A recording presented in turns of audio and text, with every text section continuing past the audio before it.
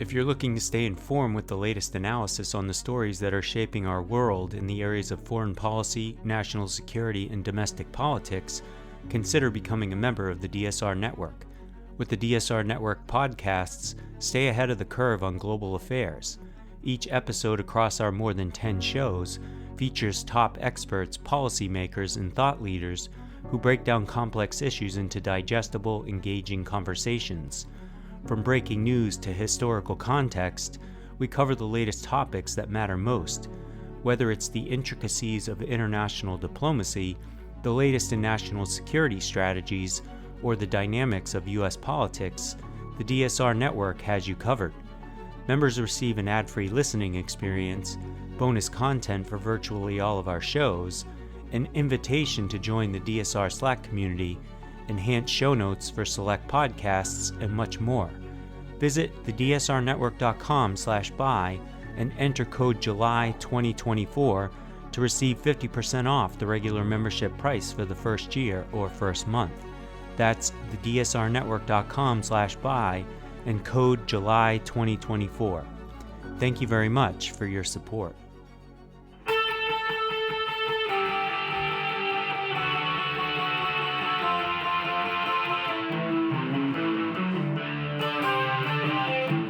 This is the Daily Blast from the New Republic, produced and presented by the DSR Network. I'm your host, Greg Sargent.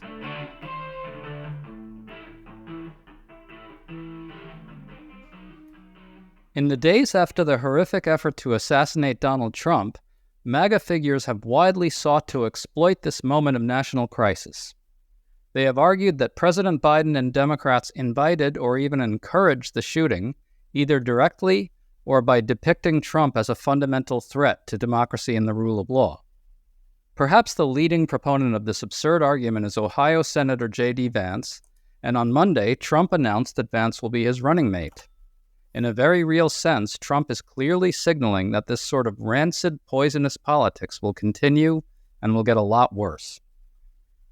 Today we're talking about this with Alex Shepard, a senior editor at the New Republic who has a new piece digging into how this new MAGA scam really works and how it's designed to cover up the fundamental fact that Trump and MAGA actually do, in fact, pose a fundamental threat to democracy and the rule of law. Really great to have you on, Alex. It's great to be here. So let's start with J.D. Vance. Right after the shooting, Vance tweeted, quote, "The central premise of the Biden campaign is that President Donald Trump is an authoritarian fascist who must be stopped at all costs. That rhetoric led directly to President Trump's attempted assassination." Plainly, this was part of Vance's audition for VP, and he was right. I mean, this is the sort of thing that appeals to Trump's lizard brain at a very deep level. What does it say that this kind of crap is what really gets to Trump so successfully? Yeah, I mean, I think here you see one of the purest distillations of the very distinct form of victim mentality that dominates Donald Trump and a lot of kind of MAGA thought.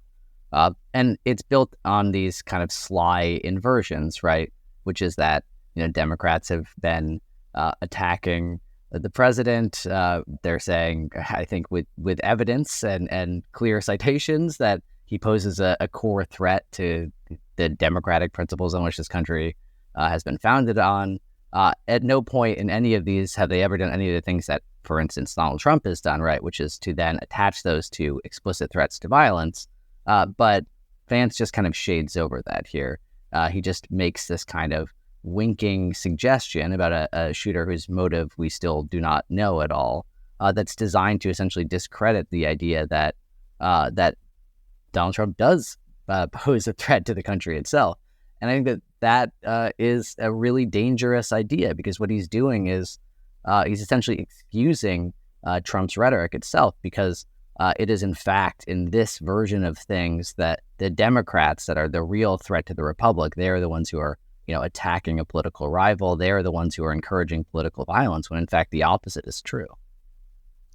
And as you detail in your piece, numerous Republicans have made this same argument, including Marjorie Taylor Greene, Donald Trump Jr., Senator Tim Scott, and many others.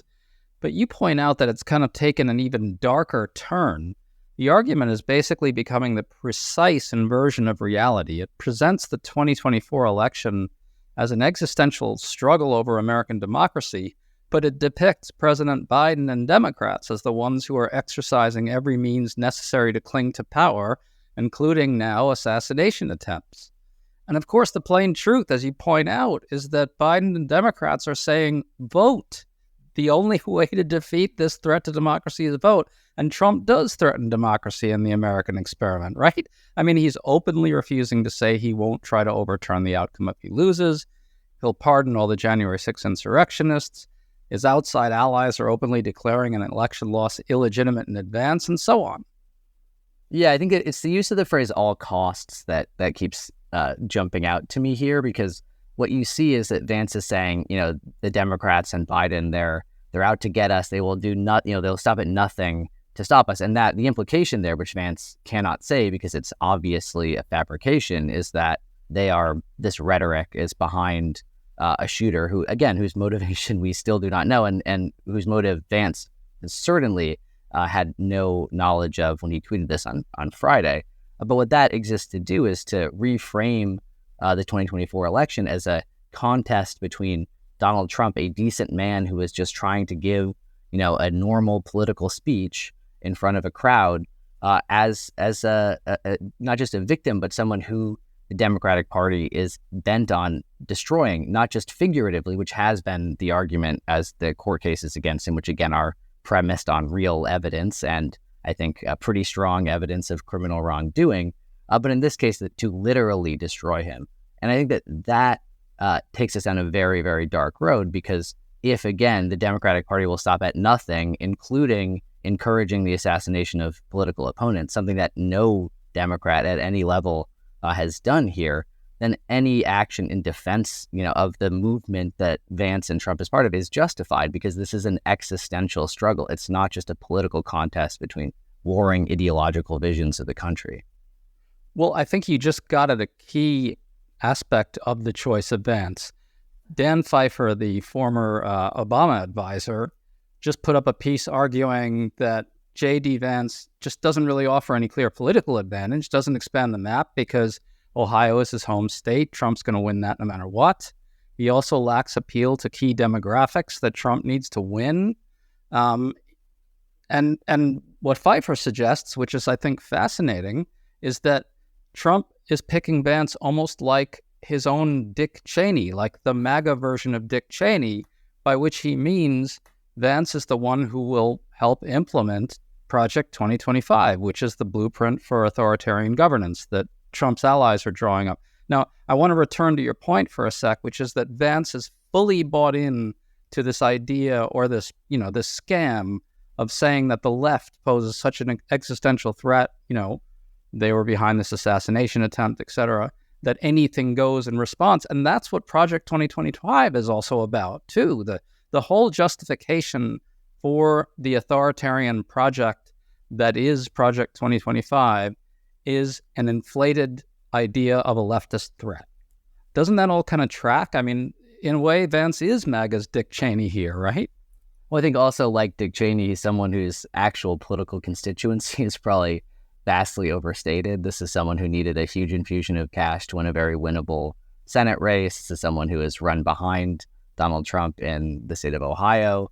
This is someone whose political trajectory itself is, I would say, pretty muddled, and he has a kind of knack for emulating, I think, where he thinks the party is going to go, but in ways that end up being deeply weird and alienating.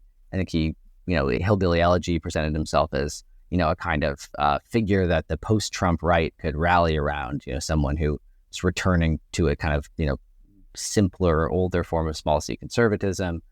When that didn't materialize, obviously, he's rebranded himself as a kind of hyper online Reddit bro senator, and someone who's very closely aligned with Peter Thiel. But he's also, I think, become pretty interesting and effective, if not necessarily in a political sense, but in a policy sense, instrument for the kind of moneyed interests that are behind Project 2025. And that, I think, is where he becomes very interesting here as well, because again, this is not someone, unless you consider, white men in their 30s and 40s who spend too much time in the darker recesses of the internet, as a political demographic that's worth catering to. He's not somebody that's going to help you out there. What it suggests is that they are very serious about Project 2025, the thing that they've been trying to distance themselves from. And that, again, Vance, as we discussed in the tweet that we were talking about earlier, someone who is willing to really go there in a way that many other Republicans are not. And if you look at the other people who are on the Trump shortlist, Doug Burgum, Tim Scott, they would kind of toe up to that line. But Vance is one of the few people, I think, his Ukraine posturing is like this as well, who will happily jump over that. Just as an aside, if you want to talk about Vance's electoral vulnerabilities too, he also just voted against IBF, protections in the Senate too. This is not, a candidate who does anything to broaden the map. It certainly suggests that Trump is very confident about whatever polls that he's looking at, but I think it also suggests, which is more interesting to me, that they are even more serious about Project 2025 than I thought. I think that's absolutely right. So Trump tweeted on Monday that he will unify the country, and then in the same tweet described January 6th as a hoax again. As you point out, he hasn't changed even slightly. I want to amplify this point a bit. I have a new piece arguing that pardoning the January 6th rioters and saying that trying to overturn the 2020 election was actually a good cause, those things are incompatible with unifying the country at the most basic level, because it's saying that the votes of the majority don't count and that Trump and MAGA don't have to follow the laws the rest of us do. That can't be unifying inherently. But I'm worried about this, Alex. I fear that Trump is going to portray himself rhetorically as a unifier, or maybe theatrically in some sense, at the convention, while also not backing down in the slightest from his plans to inflict authoritarian rule on non-MAGA America, and even continuing the idea that the quote-unquote, demonic left poses such a threat that anything is justified. Should we fear that the media will fall for that? Allow him to portray himself as a unifier just if he says a few choice phrases here and there that suggest that and make Mike Allen and Jim Vandehei really excited? I mean, I'm worried about that.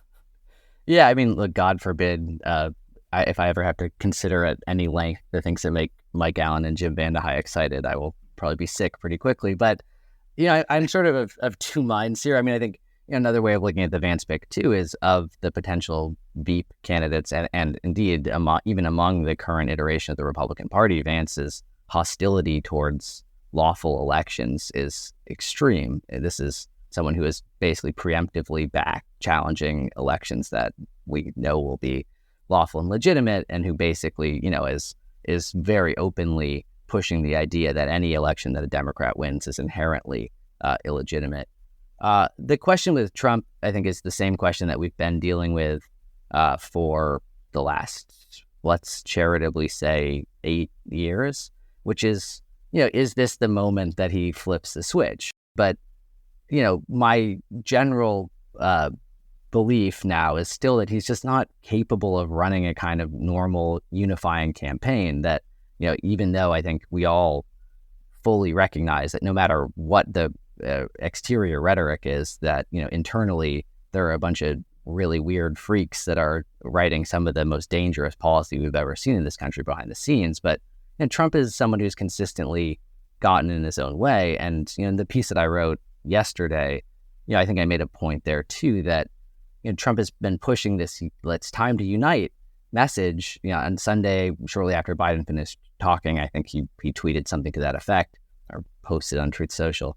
And I think that, you look at that in the abstract and you say, well, Jesus Christ, like, if he's really learned a lesson here, politically, then that can be really dangerous. But when he says unite, he doesn't mean let's all turn the temperature down and, figure out a way that we can all move forward together. And, let's just have sober conversations about, our trade policy with China and, exactly what percentage of GDP we should be providing to NATO or all this other stuff. What he means is that we should unite behind me, Donald Trump, God Emperor of America. And I think that, that I think is the sort of saving grace to any media narrative like this. But he is a 78-year-old man who is deeply set in his ways, and his entire political project, in fact, is built not on him showing discipline, but his appeal to his supporters has always been, his lack of decorum and discipline. If you're loving this show, then it's clear you value unique perspectives on the issues shaping your world. That's why you should check out The Intelligence, the free award-winning daily news podcast from The Economist and its global network of correspondents. And with a subscription to Economist Podcasts Plus, you can also get access to special limited series such as The Modi Raj, a brand new show introducing you to India's enigmatic strongman. Plus, The Economist's suite of in-depth weekly shows on business, China, American politics, and tech, all for just a few dollars a month. Search for Economist Podcasts Plus to sign up and start listening.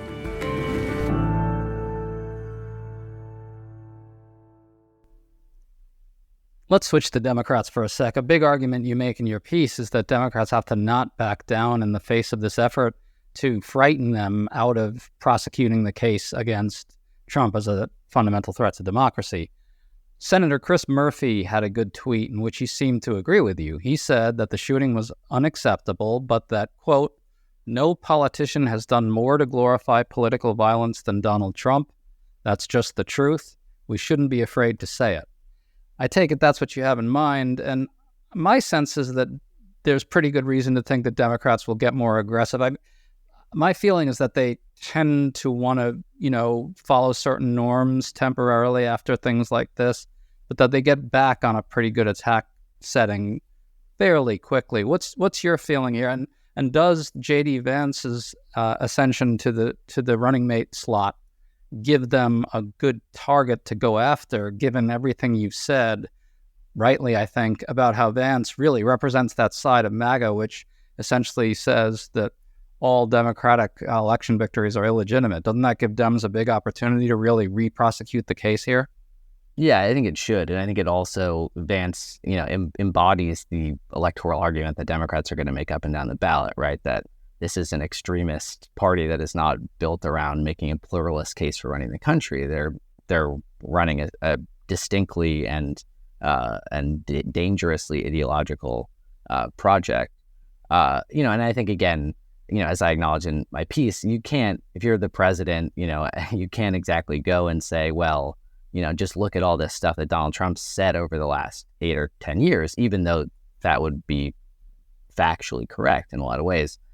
I think so I do think that they will eventually get back to this, but I do worry, to get back to your earlier point about the media, we've set up a problem in this, and that I think the one area in which the press's sort of both sides fetishism didn't really bleed in was over January 6th. I think that regardless of, we'll just say charitably, your approach to journalism, I think that was greeted with horror, and that, in general, the Democrats have been very effective at making this case because they haven't had to deal with the 3 paragraphs in the middle in which Republicans just say, well, no, that's not true. Because again, thousands of supporters of Donald Trump at his urging attacked the Capitol to try to disrupt the legitimate transfer of power.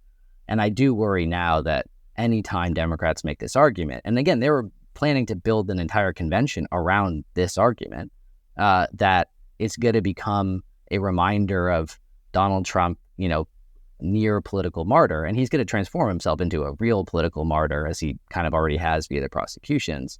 And I think that it does muddle the argument, and I think that the media will have to be disciplined in a way that they usually are not to make that, to deal with that effectively. And that, I think, troubles me. And again, I say this as someone who obviously horrified by Trump's anti-democratic activities, and then generally would just like the Democrats to make more of a kind of meat and potatoes, appeal here, which you can do via Project 2025 as well. That, in fact, that the previous Trump administration was as cronyistic and plutocratic as any other Republican administration I can think of. And I think that does give them, another ground to fight on. But again, the imagery of January 6th is powerful, and I think that what you are seeing, and it is again I have my I'll say misgivings about some of the sort of Tim Snyder school of talking about this, but a school of thought in which Trump's near martyrdom is elevated into a kind of January 6th like moment. You're going to have 2 competing forms of political theatrics here, one of which is about the defense of American democracy, and one of which is about how there's a rich guy who people are out to get, and the Democrats can't, handle his success and his greatness, and they are encouraging some 20-year-old loner in Pennsylvania to kill him or something, which, again, it makes no sense, and it's infuriating. But that kind of split screen thing is exactly what Vance is trying to do. It's exactly what Trump is going to do. And it is, again, it's literally, it's a fascistic form of political theater, and it's deeply troubling. Let's just close on this thought. I want to see what you think about this.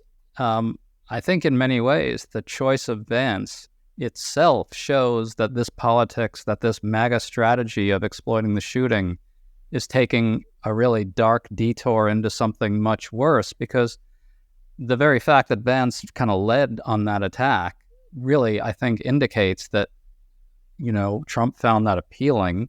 And when he picked him as Veep, I mean, there were a million other considerations, but surely this willingness to do this type of politics is really key to Trump's choice. I'm reasonably certain.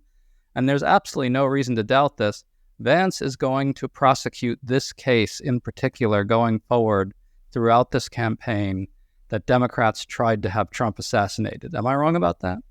I think you're totally right about it. And I think the other thing to think about with the Vance election is the breakdown of Trump's relationship with Mike Pence. Now, I don't think that Pence would have been the vice presidential nominee, even if he had, tried to, do everything he could. If he had the courage to do what was required, as Trump had tweeted at the time on January 6th, in terms of, sending the election back to the states. But the fundamental rupture in that relationship was Pence's refusal to do that, and his, invocation of his real and literal constitutional duty. Now, Vance obviously is a charlatan and a guy who's been inventing a kind of ideological persona based on where he thinks the Republican Party will be in 5 years for at least the last 12 years. But as part of that evolution, I should say, earlier on, has been deeply critical of Trump, reportedly compared him to Hitler, I think, many years ago, or at least was said to have. And but has remade himself as this kind of, arch loyalist and kind of, master puppeteer of this sort of new form of the, online hard right. And the way that Vance did that was over January 6th it's Ukraine to a lesser extent, but it's mostly January 6th. Yeah. I think that more so than any other nominee, and he is the nominee because of that. And I think that to me is the thing that I am most scared of, is because, again, Trump's near assassination, right, which is a fact, is now being contorted into the inevitable result of Democratic political rhetoric. And that will be deployed as an argument for him to do any number of authoritarian things, including to remain in office. And again, they will say, well, look what they tried to do the last time. There are all these criminal cases, which again, we haven't talked about that, but one was thrown out today. And two, a guy literally, was 3 inches away from killing him. We have to hold on to power. Otherwise, just think about what the left will do to, our blonde God emperor. Well, on that cheery note, Alex Shepard, thanks so much for coming on with us. I fear that you're exactly right about all that. It's great to talk to you. You've been listening to The Daily Blast with me, your host, Greg Sargent. The Daily Blast is a New Republic podcast and is produced by Riley Fessler on the DSR Network.